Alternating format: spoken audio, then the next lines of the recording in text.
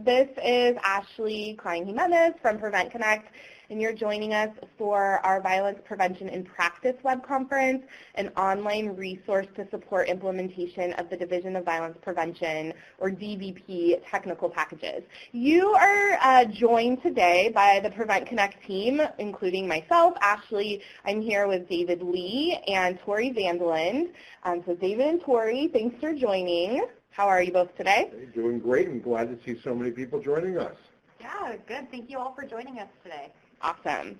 If you are not familiar with Prevent Connect, or if you just need a little reminder from me, we live outside of web conferences, and so we would love for you to connect with us on some of our other platforms, including our website, preventconnect.org. If you haven't been in a couple months, you should check it out because we got a whole new website and a redesign, and I'm very excited about it still. If you have any questions or are looking for any specific resources, feel free to send us an email at info@preventconnect.org. We'd also love for you to join us in our email group, and that is, you can find that at preventconnect.org. Is that a forward slash email, and you'll be joining over 1,300 other prevention practitioners and having conversations and sharing resources around prevention. We also would love for you to follow us and connect with us on our social media platforms, Twitter and Facebook. And so if you aren't doing that already, we'd love for you to join us there. So once again, we are going to go ahead and get started. I'm going to introduce you to our guests. This web conference is looking at a new online resource to support the implementation of CDC's Division of Violence Prevention's technical packages.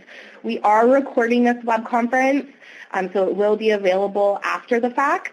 But our objectives for today is really to be able to describe the Violence Prevention in Practice resource that's on veto violence. We want to be able to apply implementation guidance from the Violence Prevention in Practice to local and statewide sexual and intimate partner violence prevention efforts, and then be able to really engage in a discussion about the barriers that state and local health departments and others face when implementing these strategies to prevent sexual and intimate partner violence.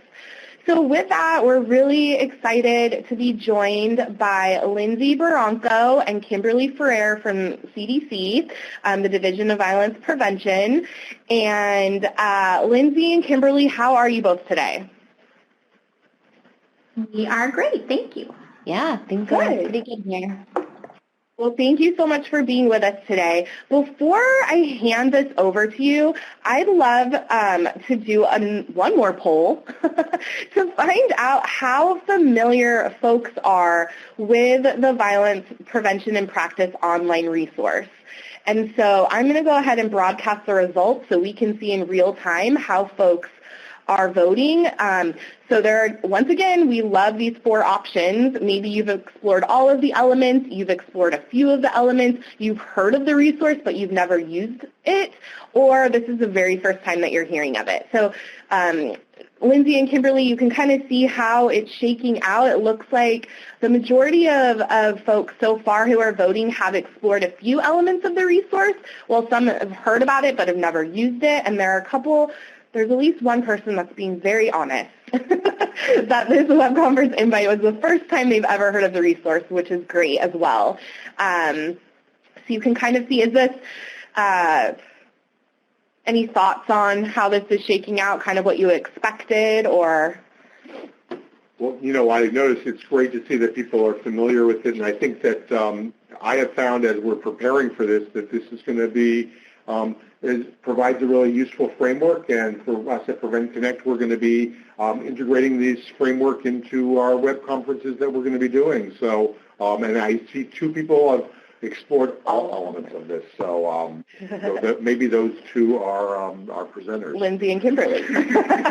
Well, great. So I think it'll be really good. Hopefully after we go through this with you all, then we'll all feel like we've explored more of the elements. So I'm going to go ahead and remove that poll, and I'm going to pass it over to you both. Great. Thank you, Ashley. And thanks for that wonderful introduction and setup. So again, I'm Kimberly Frere, and I'm on the Program Evaluation and Translation team. And I'm going to introduce the Violence Prevention in Practice. We have been referring to it as the implementation guidance for the technical packages. So if you're wondering where that is, here it is. This is it. And I just want to point out that, what's very important about this is that it is very action-oriented. We developed it with recipients in mind, meaning health departments, both local and state health departments, as well as coalitions. So it really is designed to be used in practice, and we're excited to be talking about it today.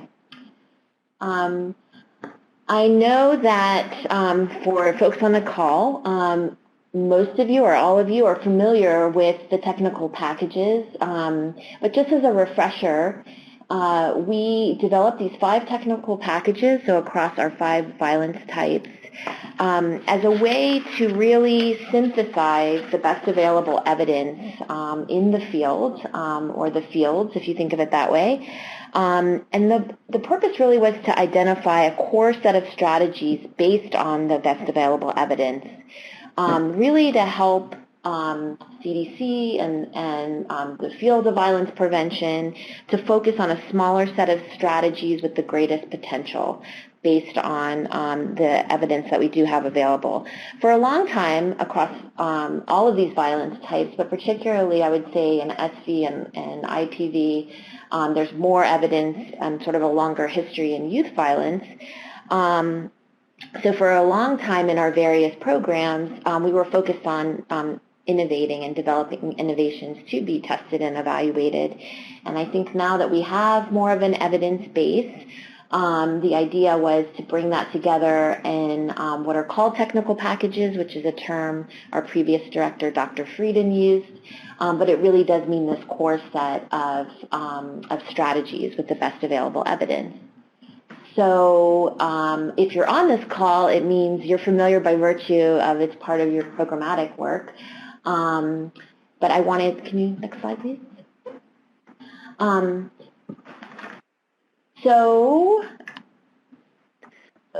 what we want to know, and I guess Ashley, I wasn't sure if I turn this over to you, sorry. We were just curious, how do you reference and apply the CDC's technical packages in your work currently?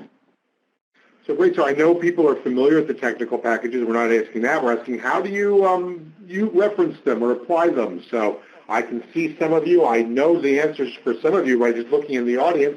So go ahead and write into the text chat how you use the CDC's technical package in your work. For those of you that are RPE, you're looking at the Stop SV package. If you're Delta Impact, looking at the IPV. And so we'd love to be able to see what you have. So Enrica is talking about developing the state action plan and being able to reference that. And so Enrica over in California is giving us information. And Jen Grove over at the National Sexual Violence Resource Center talks about using Stop SV at their trainings and technical assistance. It's a great resource.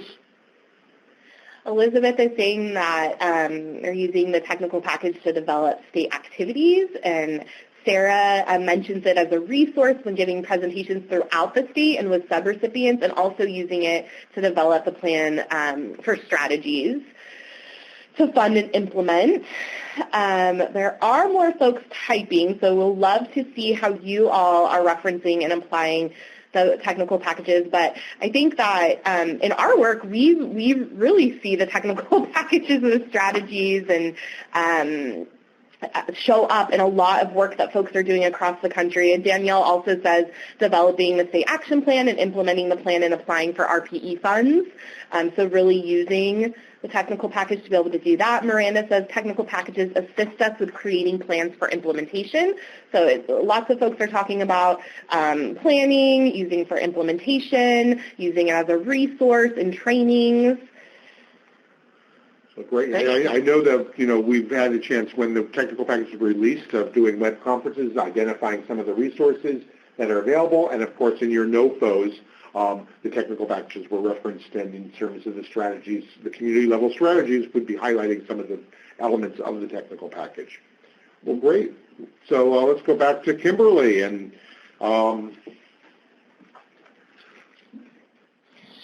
Great, thank you. It's really interesting to see the different ways people have used the technical packages. And what we wanted to do before Lindsay gets into kind of guiding us through some of the areas of violence prevention and practice is to really kind of talk about when we developed the technical packages, we knew that it was only one part of kind of this cycle of getting more of what's in the technical packages into practice. So in the branch where I sit and on our team name, we have this term translation. What does that mean? We talk about implementation and implementation science sometimes. And really, we wanted to just make this kind of distinction of these two different but related parts. And one is the term knowledge translation, or strategies that make scientific findings understandable to the knowledge user. So in developing the technical packages, really the idea was how do we translate what is currently the best available evidence in a way that could potentially be used. But that was necessary but not sufficient to really kind of increase kind of uptake of different strategies. So what we're about to talk about today is really this other part of the equation or cycle, which is really more in the realm of implementation science. And as many of you know, that's really implementation science is focused on strategies that promote the adoption, integration, and scale up or scale out, however you think of that, of evidence-based interventions. So violence prevention and practice is really focused on how do we, in particular, move from the idea of thinking about the adoption or uptake of strategies and integrating it maybe into a more comprehensive strategy. And so what we know is as this does roll out and people start to use it, which is why it's so interesting to see how it is being used, that actually does then feed back into what we know in the best available evidence, learning about what this actually looks like in the field and how useful or both the challenges and facilitators related to implementing this in different contexts. So with that, I'm going to turn it over to Lindsay, who's going to take us on the ride through the guidance itself. Thank you. And as Ashley and Kimberly mentioned, my name is Lindsay Branco. I am a behavioral scientist on Kimberly's team, the Program Evaluation and Translation team. And we're really excited. I know you guys have been hearing us talk about the implementation guidance for what probably seems like forever. So we're very excited to actually kind of walk through it with you today. And I think we're really excited about what this resource is and what it can evolve into over time. So unfortunately, though, when we thought of our name, it started with a V. So when you're looking for the tool, it's actually the bottom of the list of tools. They're in alphabetical order, but on veto violence. You can navigate there through the CDC website, but it's a lot easier to get there when you're at veto violence. So hopefully most of you are familiar with veto violence. It has a lot of wonderful tools. So if you go to vetoviolence.cdc.gov, and then as I mentioned, it's at the bottom of the tools and training. So one thing I know that we've gotten a lot of questions about and something we're actually really excited about is that violence prevention and practice actually talks about multiple forms of violence. So rather than developing separate implementation guidance for each technical package, it was really important to us to look across all 5 technical packages and look at where there were similarities and where many of you are going through similar processes, even if you are addressing different types of violence. So this really fits in with kind of our vision for the division and looking at connecting the dots. So we pulled the information across those 5 technical packages, and our audience really is focused at all of you on the phone. So we really wanted to focus on folks that were at the state or local level that were charged with sort of planning this comprehensive efforts to address violence. So rather than focusing on sort of very specific on-the-ground implementation, we really wanted to take a much broader view of that. So the resource encompasses actually 7 different sections or phases that are involved with violence prevention and comprehensive violence prevention. So I'm going to walk through each of these separately in a moment, but I wanted to give a high-level overview of them as well. And when we talk about comprehensive violence prevention, we really just mean thinking about the multiple factors related to violence and engaging many partners to do the work together. So looking at what it takes within your state or your local community to end violence. I will mention that we really made a concerted effort to make sure that we know folks are at different phases or of their process. So this is not something that you have to use in order. It's not a linear kind of training. You can really engage in any of the different sections. They can stand alone or they can be used together, just depending on where you are at that particular moment.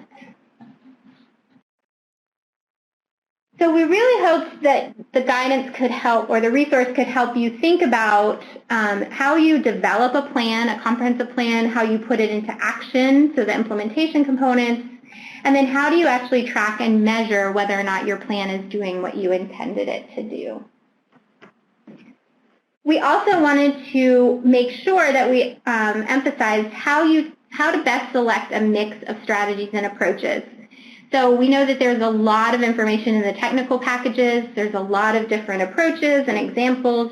So how do you actually select the mix of strategies, approaches, and then select the programs, practices, and policies that make the most sense for your specific context? And then how do you adapt or tailor them to fit your local needs as well? So those are 2 additional sections. And finally, we know that, the work that we do around violence prevention is not something that any of us can do alone. There are so many different partners that need to be engaged and leverage different resources in the community. So we wanted to focus on how do you develop partnerships and sustain those partnerships. And finally, I will say we've heard from a lot of recipients that it's a little bit confusing oftentimes around what is and is not allowed in terms of policy effort. And since policy effort and policy can be such an important lever in violence prevention, we really wanted to help folks understand all of the many roles that you can play in policy efforts, even if you're receiving federal funding. So before I jump into each of those, I'm going to turn it back over to Ashley, I think, for another text chat question. Thanks, Lindsay, and thank you, Kimberly, as well. So we'd love to hear what challenges or gaps you've encountered or are encountering in implementing the comprehensive approaches to prevent violence. So Lindsay just went through those 7 kind of phases of a comprehensive approach to prevent violence. Everything from planning to implementing to evaluation to engaging stakeholders. So we'd love to hear where you have come across challenges or where there are gaps in that comprehensive approach. So if you'd head over to the text chat and let us know, it's kind of a big question. So I imagine you have to think about that and type that in. But we'd love to really get a sense of what those are, if there's themes for folks. So let us know in the text chat. I know that people are typing, so I want to honor that. So as we think about some of these, is that while we really understand the concept of a comprehensive prevention, there are going to be pieces that become difficult to use. And I know in partnerships and getting buy-in is one area that I've seen that we want to be able to do that, but then that means there's other sectors that might not have that investment in intimate partner violence or domestic or sexual violence prevention efforts in the work that we're doing, and because that's not their primary focus. Mm-hmm. So that's a piece. So Elizabeth talks about exactly this, engaging stakeholders locally, understanding community-level interventions. So I think, Elizabeth, you raise a really good point. There's a lot of habits around doing individual skills and knowledge work, and not about thinking about the community-level interventions that in RPE and Delta Impact that we're really focusing on. And so that's one of the challenges. School administrators or parents who don't want programs in their schools. And so there's some of the resistance around the topics, some of the resistance to give up time during the school day because there's other metrics that they're being measured on, and then there's some also of they just want you to do it in one session, in one big assembly. I'm sure that's happened. I know Ashley is nodding her head, remembering that. So Rachel said a lack of understanding of the theoretical basis of the work. Which I think is, another big one. And Sarah also points to another kind of challenge when there's staff turnover. It can make continuing implementation difficult. So, maybe you have a really good implementation plan, but then you have turnover, so that makes things difficult. So yeah, I think these are some, some definite challenges or gaps that folks are experiencing. Okay, well, great. So why don't, I think we're going to hand it back to you, Lindsay. And because, Lindsay, you've been hearing a lot about some of these barriers and challenges.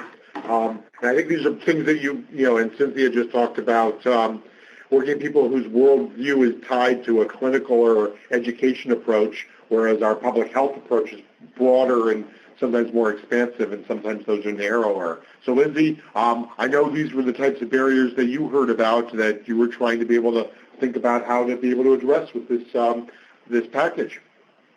Yeah, definitely. Thank you. So I'm going to walk through the sections, and hopefully you all will see areas that might help you to address some of those challenges. And then, as I mentioned, our hope, too, is to expand this over time. So if you don't see exactly what you want, our hope is that we can continue to add to this over time. But I will just walk through briefly each of the 7 sections. Each of them are organized a little bit. Each of them are organized in the same way, and you can access all of them from the main page, which has all of these hexagons. You'll see those all over the website. So planning is the first section, and each of the sections has these one or more action steps, and we really hope that those can kind of give you ideas on how to actually act upon this. We really wanted to move away from just providing sort of theoretical information on the resource, but make it realistic and relevant and things that you can apply in your day-to-day work. So the planning section really looks at how to use data to understand assets, needs, resources in your context. So not just data on what the problem is, but what are the resources and the strengths in your community, that you can leverage as well. We have a section on developing a shared vision, prioritizing risk and protective factors, and writing the plan. I will mention too so each of the sections, there's narrative within each of these action steps, but there's also, and I'll show you some examples a little later on, there are tools and downloadable worksheets as well as tip sheets throughout the resource that provide a little bit more information on the topic.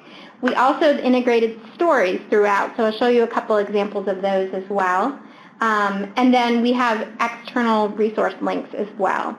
So although I'm just showing you sort of the key action steps today, I definitely encourage you to explore each of the pages to see all of the additional elements that are available.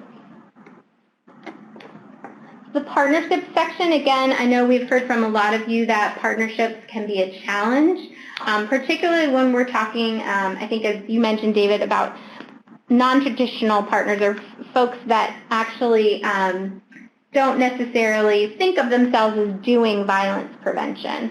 And so that's really helpful in this section to talk about who are some of those partners, how can they play a role in violence prevention, how can they develop partnerships, and then how do you sustain those partnerships, especially when funding ends. So we definitely heard from recipients that is oftentimes a challenge, is even if you are able to engage partners, how do you keep them engaged throughout the process?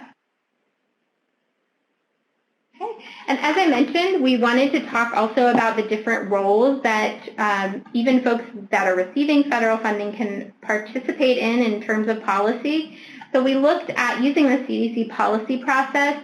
At each phase of that process, what are different roles that you as recipients or as state and local governments can play in policy efforts?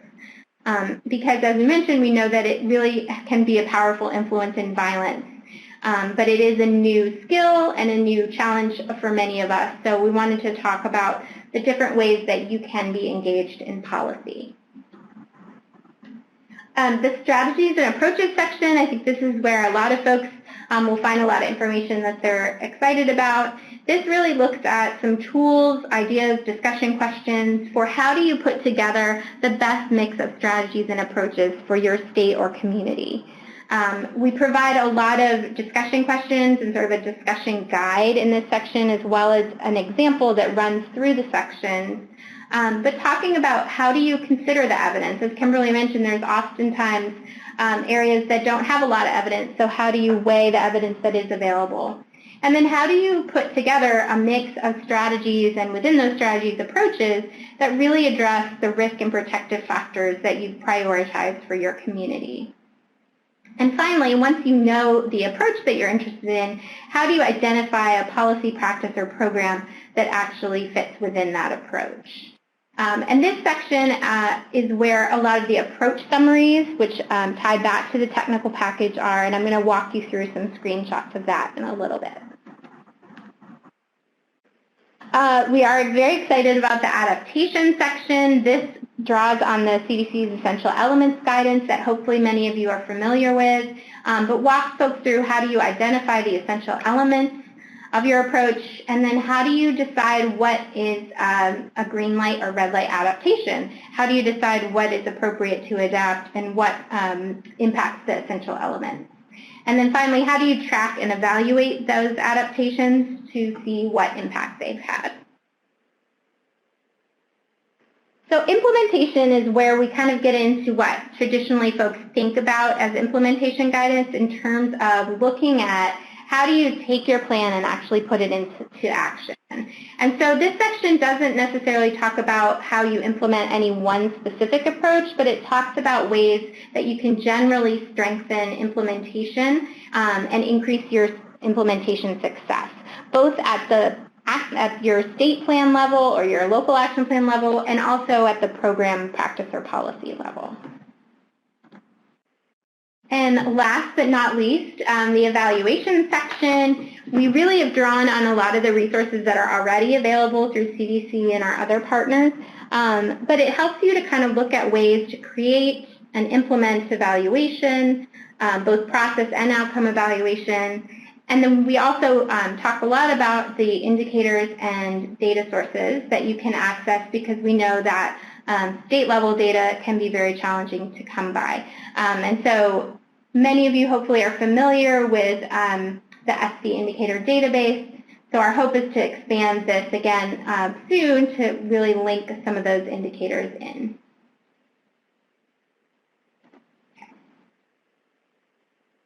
We consciously tried to integrate health equity throughout the resource rather than having a specific section that talked about health equity. And we wanted to really make this actionable for folks. So throughout the 7 sections, you'll see this icon, the health equity icon, and that just lets you know that that action step or activity is a way that you can consciously kind of incorporate health equity into your work. So we hope that this is something that can kind of keep this in the back of your mind, and you can think about ways to integrate that into your work on a day-to-day basis rather than having it be in a standalone section. As I mentioned, we pulled together real-life stories and examples from both state and local communities, and they're organized by the section that they are referenced in. So you'll see them referenced throughout the 7 sections, or if you're interested in just looking at the stories, you can actually click on the stories icon in the upper right, and then you'll be able to see all of those stories. And this is one section in particular that we hope to grow over time as we get even more great stories and examples from all of you.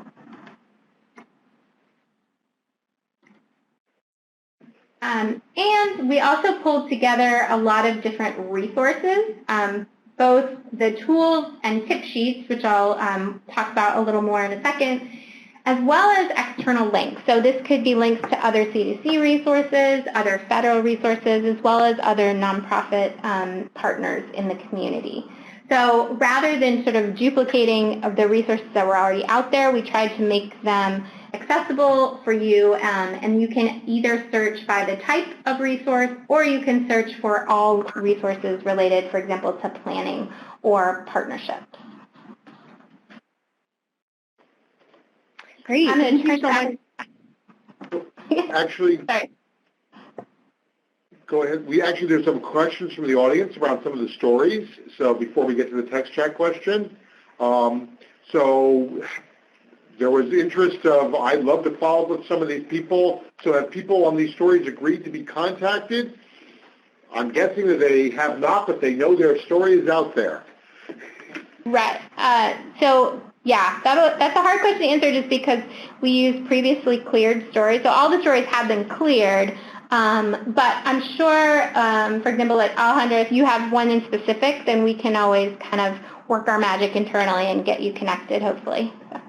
Right. And just to let you know that Prevent Connect is also planning on doing podcasts with some of these stories, so we can be able to hear more from some of these and hear from in their voices. So that's something that Prevent Connect will be doing in the next year as a way that we're aligning with this project. Yes. Thank you, David. Thanks, Lindsay. So we'd love to hear from you all once again in the text chat. And so we're wondering how you've used these processes that Lindsay just walked us through in terms of comprehensive violence prevention to fulfill program deliverables. And so thank you, Tori, for putting that into the text chat box. But we'd love to get a sense of how you've used those to fulfill your program deliverables in the past, how you're planning on using them to fulfill current deliverables. So if you would head over to the text chat and let us know, that would be great. And maybe, Lindsay, while folks kind of think about that, if you want to continue on, and then we can circle back to this question. Okay, that sounds great. Great. So what I thought I could do now is just to kind of give you a sense of how the site is organized, just to walk through a quick sort of sample example or scenario of how a community might be able to use this resource. So we're going to think about if we're a violence prevention coalition that's just starting their planning phase. So they would come to the homepage, and this is sort of the organization of the hexagons on the homepage. So they can click on the planning hexagon, and they'll see, as I mentioned, those 4 action steps in the upper left-hand corner. So, for example, this community may have decided they already have data, they understand their assets, their needs and resources, so they decide they want to learn more about developing a shared vision. So you'll see further down on the page, each of the action steps has its own section, but to make sure it's not sort of an overwhelming amount of text, you can expand or contract any of the sections or action step sections with the plus sign on the right. So, for example, if you click the plus sign for develop a shared vision, then you see the information about that action step. And so this action step actually has a good number of kind of elements to it that let us sort of show you what's available within the website. So the brief text just sort of talks about what a vision statement is, why it's important, and then the tip sheet actually, which I'll click to, is a download that you can download and then use either with your partners or alone, but it gives you a little bit more detail about what a shared vision is and how to develop one. It also gives you external resources that you can click out, as well as some different ideas for how to develop a shared vision with your partners. And speaking of partners, I'll mention at the bottom of this section you'll see we reference partnerships. So we wanted to make it easy for you to navigate between sections. So in action steps that really touch on multiple sections, we added a hyperlink to that section. So for example, developing a shared vision is something you should be doing with your partners. So you're able to kind of click on the partnership section and then go directly to that. This is also an example of where there's stories throughout the narrative. So for example here, we have a story about how Minneapolis, Minnesota developed a vision statement. And so this is an example of the story where it talks about sort of their process that they integrated into their strategic planning. There are other examples of stories where they actually provide their shared vision statement, so you can look through those as well.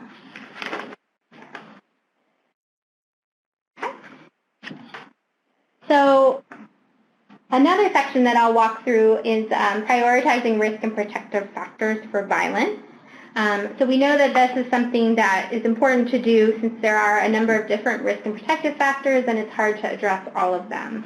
So this section helps, first of all, provides a list of the different risk and protective factors that are linked to multiple types of violence, as well as links back to risk and protective factors for each of the specific types of violence.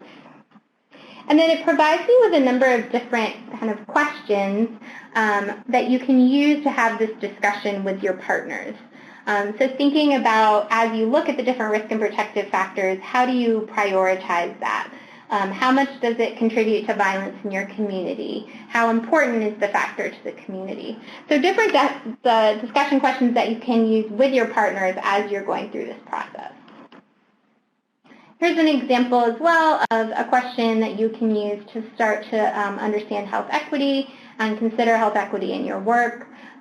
So looking at risk and protective factors in the population or community that are most affected by violence. So this is a worksheet that's referenced in both the planning section as well as the selecting strategies section that, again, this is sort of a combination tip sheet and tool, but it helps to give you all a discussion guide and a worksheet to really walk through this process with your partners. So how do you prioritize risk and protective factors? And then how do you walk through selecting a mix of strategies, a set of approaches, and then choosing and adopting policies, practices, and programs. And I should mention all of the worksheets are downloadable, so they can be downloaded, and then you can fill them in and save the information in that section. So this kind of leads us over to the exciting portion of the resource, or the most exciting portion of the resource, where we talk about the actual resources, approaches that are in the technical packages. And I think for us internally, one of the really exciting aspects of this is that we looked across all 5 technical packages to look at where there were similar approaches. So we collapsed similar approaches from different technical packages, which allow us to really look at what approaches address multiple forms of violence. So we reduced the total number of approaches from 70 separate approaches to 40. So this really helps us to look at where there are approaches that will address multiple types of violence, which can also help to engage additional partners.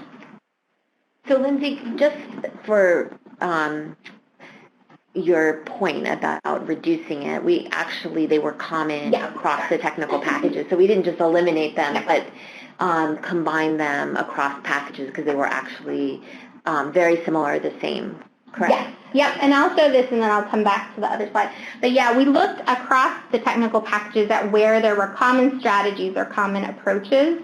And so you can see here there are actually 4 of these high-level strategies that are in all 5 of the technical packages. So that's where we wanted to look at where there were common approaches, and rather than having a separate approach summary for the different types of violence, if it was the same approach, it's just one approach summary. Lindsay, this is very exciting because it really thinks about, so if we're doing rape, sexual violence prevention pieces, and then look at people doing child abuse prevention work and identifying those common risk and protective factors, it's a way that we can then, might be a pathway to thinking about future partnership and alignment. So it's real exciting that this is an instrument that helps do that and draws on all those 5 packages. Yeah, definitely. We're very excited. And when you're searching for approaches, you can search by violence type, but we also provided the option to search by strategy. So, for example, if you want to see all of the approaches that have to do with strengths and economic supports, then you're able to see multiple strategies across technical packages. So For example, here is an example. If you search by sexual violence and strengthening economic support, you'll see that there are 2 approaches. And under each of the approach, you can see at the very bottom, it's kind of small, but you can see that there are different filters that let you know which technical package those approaches were in. So once you kind of identify the approaches that you're interested in learning more about, you can actually click on that approach, and each of the approaches have this summary. And the summaries are all the same format, so hopefully they're easy to follow from one to the other. We do have at the beginning of the summary all of the strategies within the specific technical packages that they are linked to. So for example, strengthen household financial security is actually an approach within all 5 of the technical packages. And just to make it easier so you don't feel like you have to keep getting your technical package out, you can click on that link and actually see the description of the strategy for each of the separate technical packages. So each of the summaries reviews the key objectives of the approach.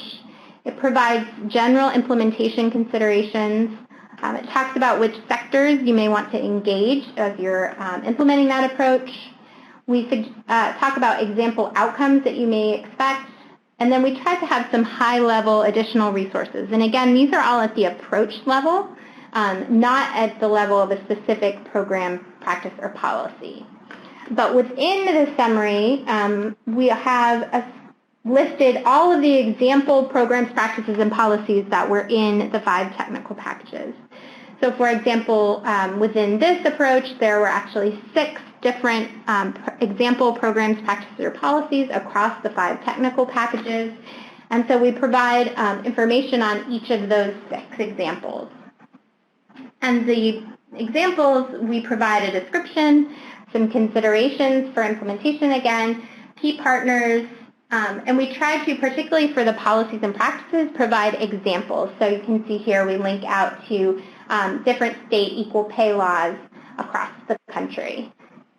In addition, if it is a program, we provided the key populations as well as the setting, and then we tried as much as possible to link out to resources that provide that detailed information about how to implement a specific program on the ground.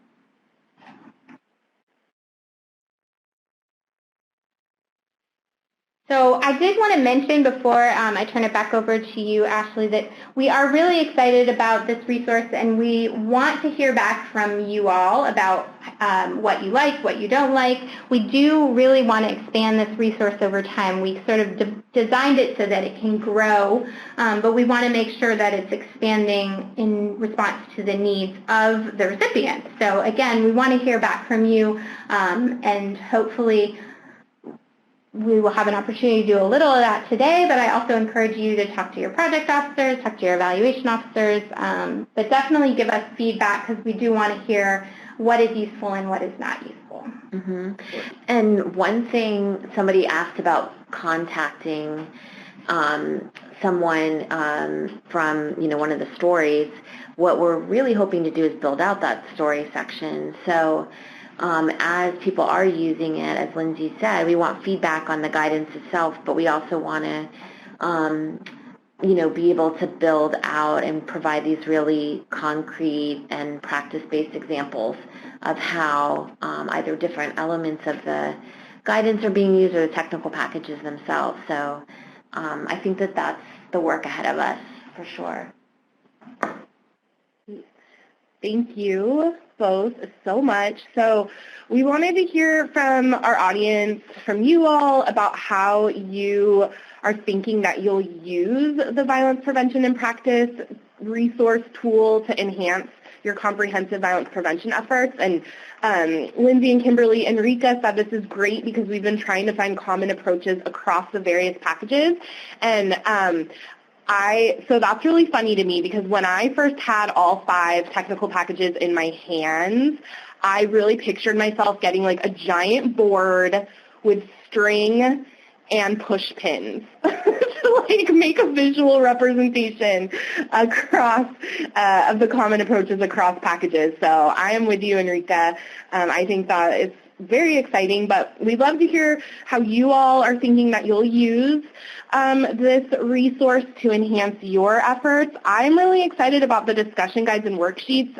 The stories are really awesome, and then I think it's so cool that you can filter between the multiple types of violence and the different strategies and approaches. So that is super exciting. Jen Grove, yes, I might still do that, and I'll do a podcast about that experience. If anyone's interested. So I'd love to hear from anyone about how you have ideas about using this. I've already been thinking about this, about doing training and technical assistance for subrecipients. And these might be, some of these worksheets will be something to be able, and tip sheets might be useful in being able to pull those together and in being able to do it. And I like the structured way of thinking about the 7 different steps of giving a way to just give a vocabulary for things that sometimes we're doing all the time but haven't done this. So we'd love to hear from you about how do you see this to be able to enhance what you're doing, and any other thoughts, because we would love to be able to get that. I see it says multiple members are typing. Mm-hmm. So Cynthia says we have opportunities to work with suicide prevention folks here in Rhode Island. The more that we can get to our partners and recognize the shared risk and protective factors and the similarities across the work, the better. And so, great. So Rhode Island, we might be having a story coming later about Rhode Island and looking at some of the linkages of doing the work of intimate partner violence prevention and with suicide. And that Sarah says, we'll be sure to share with our local organizations who are starting to build the capacity for prevention. And so I think that this is a useful tool to be able to think about that. And we will probably have we'll have this recording of this web conference available. I think that would also be, so if people want to get a sort of an orientation to it. So go ahead and please write in. How do you think you'll be using it? I see that several people are still writing.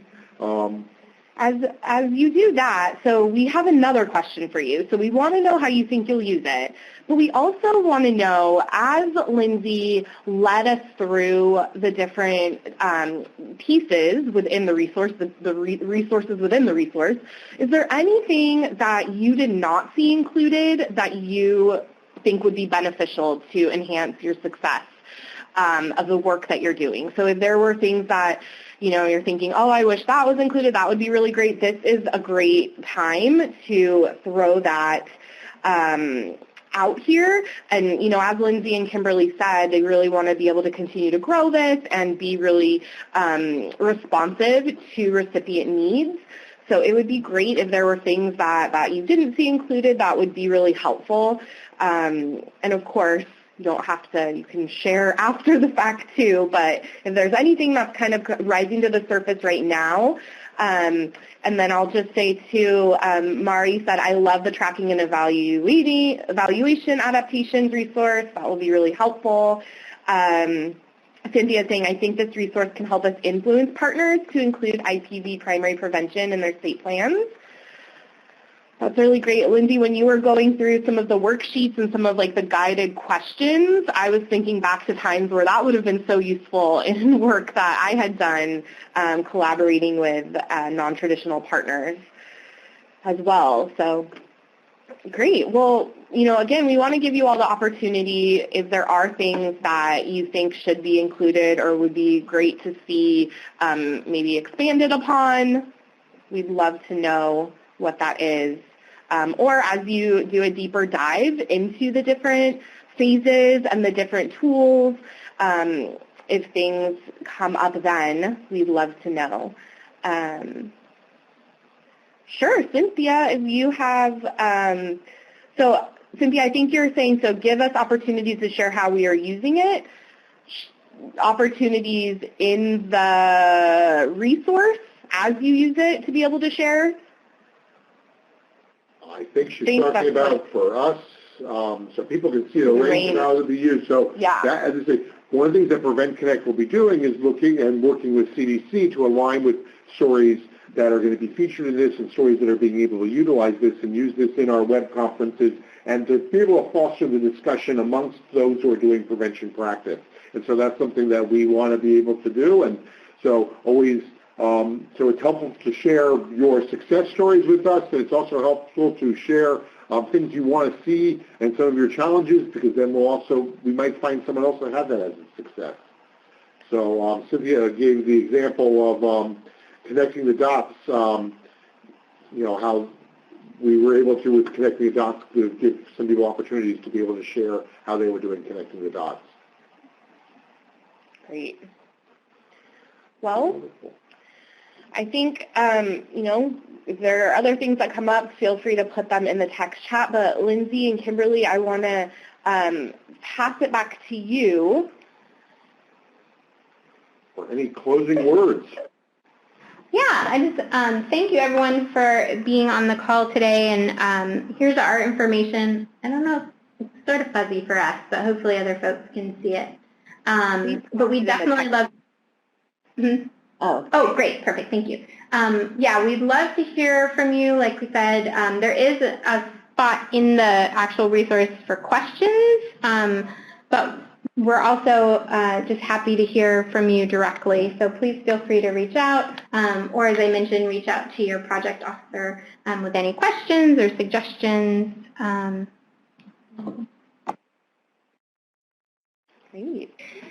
Yeah, and the final thing is we continued to build out some of the sections. So one of the things that will be coming later this year is a module for adaptation that kind of walks through the guidance. So in addition to the worksheets that are provided, there'll be a whole module on that. And similarly, there will be we're starting to build out a more interactive indicator selection tool that will start with sexual violence and hopefully will build over time. So they will be indicators that have publicly available data, so things that you could literally link to from the site. So those are the kinds of things. I know we're excited about it, but if there are things that are already on there, but you're like, wow, it would be great if there was kind of this complementary tool to help me kind of further use it, we also want to hear about that. So, so thank you so much. This has been great, and I know that we'll see you over the next year in various venues and contexts where we're going to continue to talk about this and have more of a forum to potentially go through examples from your own work, whether it's working with local programs. We've done this with some of our project officers and things that come up with you on the phone that might be questions to answer. So we look forward to that as well. So be thinking about that the next time we see you. Thanks, Kimberly. And thanks to everyone at Prevent Connect. Yeah. Ashley, David, and Tori. You got it. So I just want to thank you all for joining us today. And again, Kimberly and Lindsay, thank you so much for sharing all of the pieces in this resource. We will be letting everyone know when the recording is available via email. You'll also receive an evaluation survey in the next little while. And so we'd really appreciate you taking the time to respond to that. But thank you all so much for joining us. Thank you for your participation in this web conference, and I hope you have a wonderful rest of your Thursday. This is going to conclude our web conference for today. Take care.